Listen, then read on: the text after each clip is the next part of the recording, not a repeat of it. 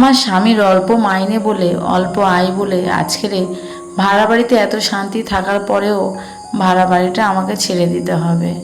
সত্যি এর থেকে কষ্ট কিছু নয়। তোমরা ভিডিওটা দেখো, আশা করছি বুঝতে পারবে। স্কিপ না করে পুরো ভিডিওটা দেখো।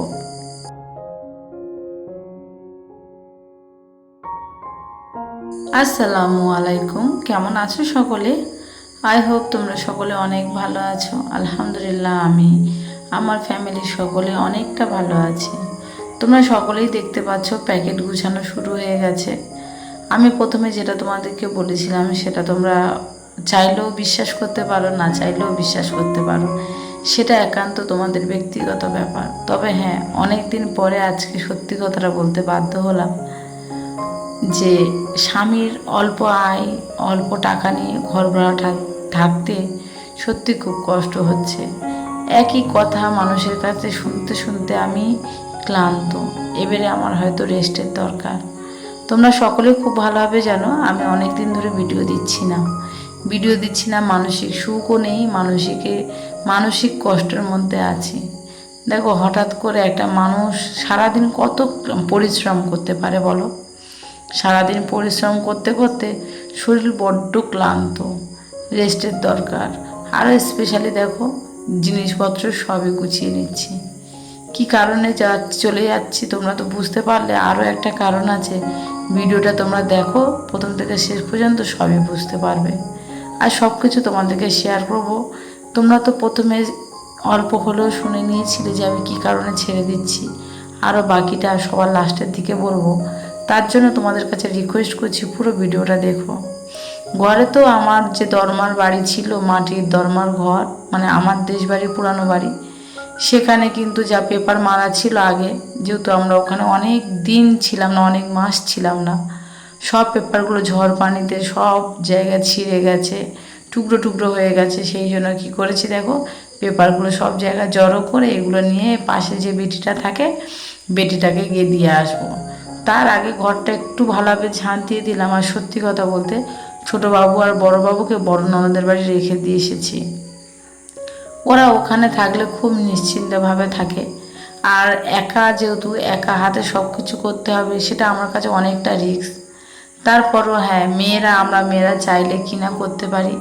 আমার এই সংসারটা মিনিমাম 9 মাস হতে যায়, সংসারটা পুরো পড়ে গেছিলো। মানে একটা মানুষ না থাকলে যা হয়, প্রথমে দেখছিলাম যে এইভাবে আটাটা মারলে ঠিক থাকবে কি না, তারপরে দেখলাম না, ঝুল আছে মানে হবে না। সেই জন্য ঝুলটা ঝেড়ে নিলাম। আর এদিকে দেখো, ঘরে পেপার মারা শুরু করে দিয়েছি। আমার এই ছোট্ট ভাঙাচড়া দরমার ঘরটাকে আমি আজকেরও সুন্দরভাবে মনের মতন করে গুছিয়ে নেওয়ার চেষ্টা করব। কারণ সত্যি কথা কী বলো তো, একটা মানুষ যখন থাকে না তার বাড়িতে, সেটা কিন্তু ঘরটা ভূতের বাসা হয়ে যায় আস্তে আস্তে। সে ঘরের কোনো দামই থাকলো না। কিন্তু আর আমি সত্যি কথা বলতে, আমি খাটতে প্রচুর পরিমাণে ভালোবাসি। কারণ কি বলতো, সংসার করব বলে কিন্তু আজকের যাই আনুক না কেন, আমার স্বামী অল্প টাকা আনলেও সেটা আমার কাছে অনেক।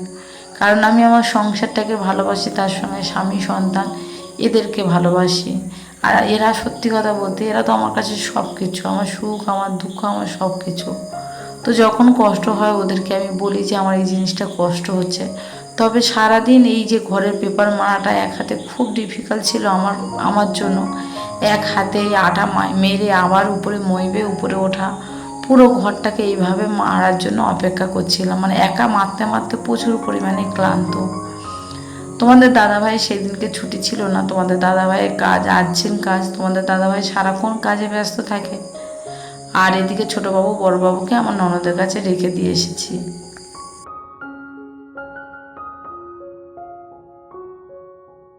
কখনো কখনো এমনই হয়, বাচ্চারা মায়ের কাছে এত জ্বালাতন করে। স্পেশালি তোমরা দেখবে যখন তোমরা অসুস্থ হবে, যারা মা হয়েছো, তোমরা স্পেশালি এই জিনিসটা লক্ষ্য করবে। আমি তো খুবই লক্ষ্য করে থাকি এই বিষয়টা। কারণ কি বলো তো, আমার যখনই শরীর খারাপ হয়, আমি তখনই দেখেছি আমার দুটো বাবু প্রচুর পরিমাণে জ্বালাতন করে, প্রচুর পরিমাণে জেদ করে, যেটা আমি মাঝে মাঝে অধৈর্য হয়ে যায়। তো সত্যি কাজের সময় যদি এরকমই করতে থাকে, আর আমার মায়ের কাছে থাকলে ওরা খুবই ভালো থাকে, তারপরও মায়ের কাছে রাখিনি। কারণ দেখো, হাবিব ও আমার একটা ভাইপো, আর ও অনেকটা ছটপটে, অনেকটা দুষ্টু একটা বাচ্চা, ছটপটে একটা বাচ্চা, তার সঙ্গে যদি আমার মেয়ে থাকে, আমার মেয়ে তো তার মতনই একটা চঞ্চল বাচ্চা, ছটপটে বাচ্চা, দুষ্টু একটা বাচ্চা। সেই জন্য করে আমি কি করেছি, ননদের কাছে রেখে দিয়ে এসেছি।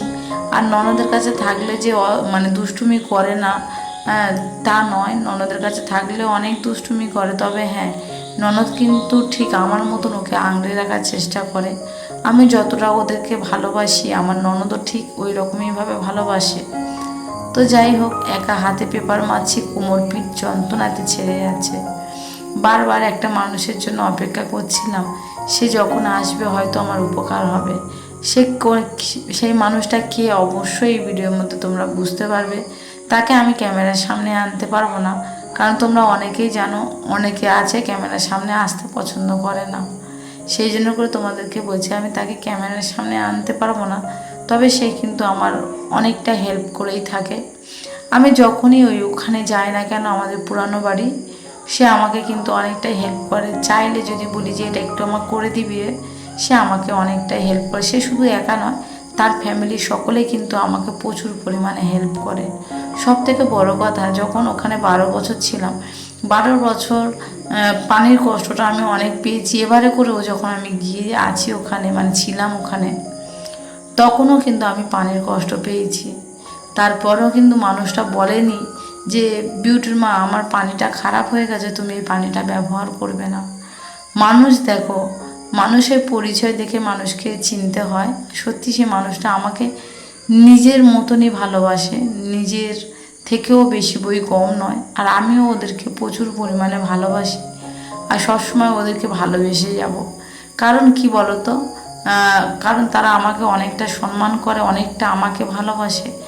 আর কথা, এত কষ্ট হচ্ছিল সেদিনকে, শুধু ঘন ঘন মাথা ঘুরে যাচ্ছিল, এত শরীরটা খারাপ লাগছিল। সব থেকে বড় কথা, আমি যে ঘরে পেপার মারছি, এই ঘরে কিন্তু পাখা লাগানো নেই। সব থেকে কষ্ট হচ্ছে এটা, সকালবেলা দুটো রুটি আর একটু বাটার খেয়ে গেছি, তারপর আর কিছু খাওয়া হয়নি। ভাত তরকারি নিয়ে গিয়েছিলাম, তার মাঝখানে এমন একটা ঘটনা ঘটেছে যে ভাত তরকারি খাওয়ার রুচিটাই আমার চলে গেছে। কারণটা তোমাদেরকে বলি, আমাদের এই ঘরে কিন্তু তোমরা যতটা আলো দেখতে পাচ্ছ, বাইরে আলো এসে পড়েছে। আর আমি কিন্তু যখন ভিডিওটা এডিট করি, তখন আলোটা একটু জোরে দিয়েছি। তো যাই হোক, অন্ধকার ছিল ঘরের ভিতরটা, আর ঘরের ভিতরটা অন্ধকার থাকার কারণে আমি কিন্তু এখন খাবো না ভেবেছিলাম, যেহেতু ঘরে একা কাজ করছি, একা সব করছি, খুবই অসুবিধা হচ্ছিল। তারপরে শাশুড়ি মা কী করলো, ভাত খাওয়ার কথা বলেছিল, আমি কিন্তু ভাত খাইনি, কারণ আমি বাড়ি থেকে ভাত তরকারি নিয়ে গিয়েছিলাম। আর এদিকে দেখো, শাশুড়ি মা একটা আম দিয়েছিল, যে আমটা উনিও দেখে দেয়নি আর আমিও দেখে খাইনি। তারপরে বুঝতে পারলাম যে আমি আম খাচ্ছি না, আমের পোকা খাচ্ছি। তো যাই হোক, সেখান থেকে অরুচি ভাব এসে গেছে আমের প্রতি একটা। আর এদিকে দেখো, মেয়ে ছেলে বলে গাছে ওঠা মেয়ে ছেলে, তা আমি কাপড় গুজে লেগে গেছি কাজ করতে। কারণ দেখো, আমরা সংসারী, আর আমাদের সংসারটাকে আমাদেরকে গুছাতে হয়। আমাদের সংসার কিন্তু কেউ গুছিয়ে দেবে না, আমি যতটুকু মনে করি। তো যাই হোক, একবারে দেয়াল মারা কমপ্লিট হয়ে গেছে, আর শুধু রাস্তার দিকে তাকিয়ে তাকিয়ে দেখছি সে বুঝি এই এলো আমাকে হেল্প করতে। সে কিন্তু জানে না আদৌ আমি মানে আসবো, মানে আমাদের পুরানো বাড়িতে যাব, সে আদৌ জানতো না। তারপরেও কিন্তু আমি তার জন্য অপেক্ষাতে আছি, সে কখন আসবে। বারে বারে জানালাটা খুলে একটু আধটু তার জন্য ওয়েট করছি। সে এই বুঝি এলো, এসে আমাকে ডাকলো, সে আমার কাজে কাজে একটু হেল্প করে দিল। যেহেতু দেখো, এক হাতে আঠা মেরে, পেপারে গায়ে আঠা দিয়ে, সেই আঠা বারবার মইবে উঠে আবার মারা, আবার নিচু হওয়া, অনেকটা কষ্টকর। যারা বাড়িতে এরকমই পেপার মেরেছ, তারা খুব ভালোভাবে বলতে পারবে। সত্যি আমি সবসময় মনে করি, আর আমার উপর থেকে এত কদিন ধরে প্রেশার যাচ্ছে, যেটা আমি তোমাদেরকে বলতে পারছি না এখন। একটু পরে আমি তো, মানে একটু পরে বলতে আমি শেষের দিকে তোমাদেরকে বলবো, একটা ঘর এইভাবে পড়ে থাকলে তার পিছনে যে কত খাটনি, যে পরিষ্কার করে, আর যার ঘর ওই রকমই নোংরা অবস্থায় পড়ে থাকে, সেই জানে যে সত্যি একটা ঘরের পিছনে কত খাটনি। দরমাটা অনেকটাই ফাঁকা হয়ে গেছে দেখো, পেপার মারছে, তারপরেও বাইরে থেকে আলো কিন্তু উঁকি মারছে।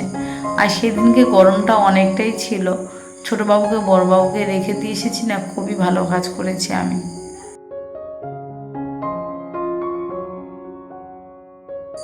শুধু দমন দমন করছিলাম, এপারে মানে হাত যাবে কি না। তারপরে দেখলাম যে কষ্ট করে হলেও আমার হাতটা যাবে। মাঝে মাঝে মনে হচ্ছে এই বুঝি মইটা পড়ে গেল, আর যে দেখো আমি শুধু উঁকি মারছি তার জন্য, আবার দেখবে আমি উঁকি মারবো তার জন্য। তো কে সেটা চলো আর লুকিয়ে রেখে কোনো লাভ নেই।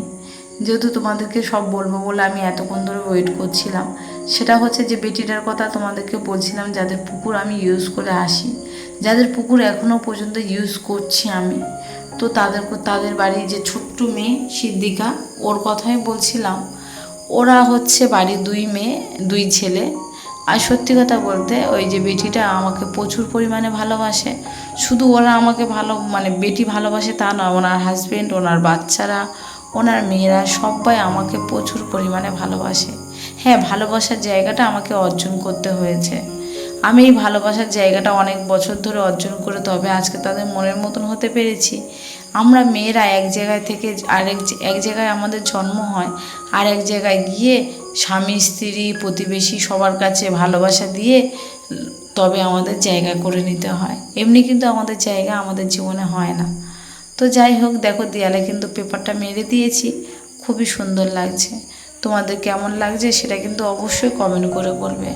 আর গায়ের মধ্যে এত কষ্ট হচ্ছে তোমাদেরকে আর কি বলবো, যেখান থেকে দেখেছি আমের পোকাটার জন্য সারাদিন কিছু না খেয়েও কাজ করে যাচ্ছি।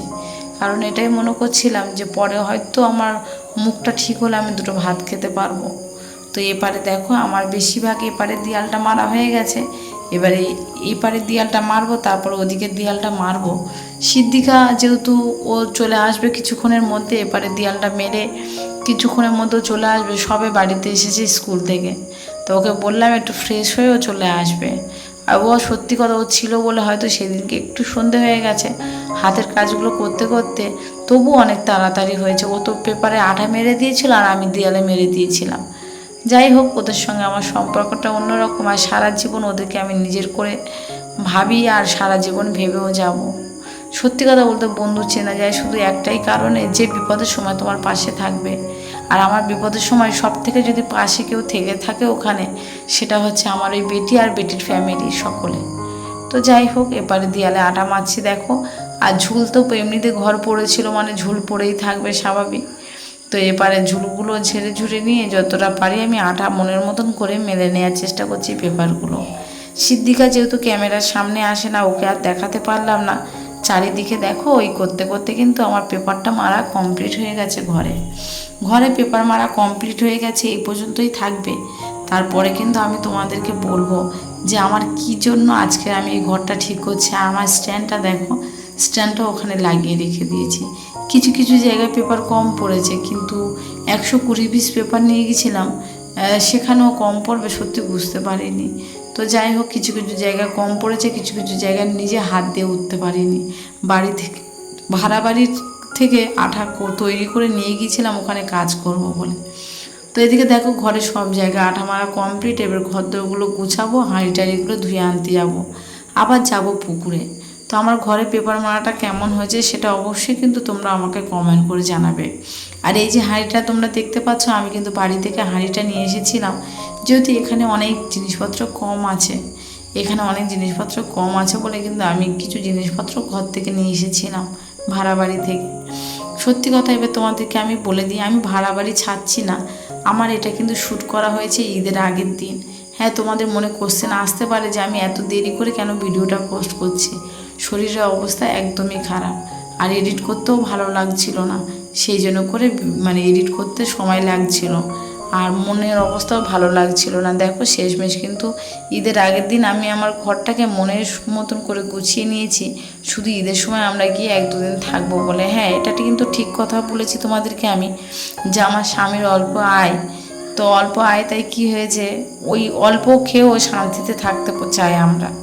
তো যাই হোক, চলো আমার এপারে কিন্তু হাঁড়িটা মাজা হয়ে গেছে। আমি হেঁটে হেঁটে আসছি আর ও আমাকে ভিডিও করে দিচ্ছে। আমি বললাম একটু ভিডিও শ্যুট করে দে। ও ভিডিও শ্যুট করছে আর বলছিল যে চলো ভাবি, তোমার বন্ধুদের বলছে একটু আমার গাছপালাগুলো দেখায়। এই যে ড্রাগন গাছটা, ওরই ড্রাগন গাছ, দেখো কত সুন্দর হয়েছে। আমি ওকে বলেছি ড্রাগন গাছটা একটু ঝুলিয়ে রাখবি, তাহলে ড্রাগন ধরবে। আর এপারে যে প্লাস্টিকে কোটোতে দেখতে পাচ্ছ ড্রাগন গাছ, এটা কিন্তু আমি দানা দিয়ে গাছ বের করেছিলাম, সিদ্দিকাকে দিয়েছিলাম। সিদ্দিকার গাছটা এত বড় হয়ে গেছে। আর এদিকে দেখো সিদ্দিকা তোমাদের সমস্ত গাছপালাগুলো দেখাচ্ছে। তো কেমন হয়েছে ভিডিওটা অবশ্যই কমেন্ট করে জানাবে।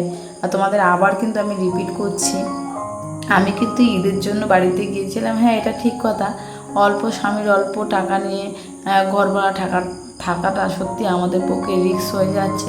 তো যাই হোক, একটু শান্তি খুঁজি, হয়তো একবেলা খাবো আর একবেলা খাবো না, কিন্তু শান্তিতে থাকতে চাই আমি এখানে। তো যাই হোক, দেখো এদিকে বাগানটা দেখিয়ে দিয়েছে। আজকে ভিডিওটা তোমাদের কেমন লেগেছে অবশ্যই কিন্তু কমেন্ট করে জানাবে। আর ভিডিওটার মধ্যে যদি কিছু ভুল হয়ে থাকে প্লিজ তোমরা আমাকে মাফ করে দিও। আর সিদ্দিকার এই বাগানটা কেমন লাগছে সেটা অবশ্যই তোমরা কমেন্ট করে জানাবে।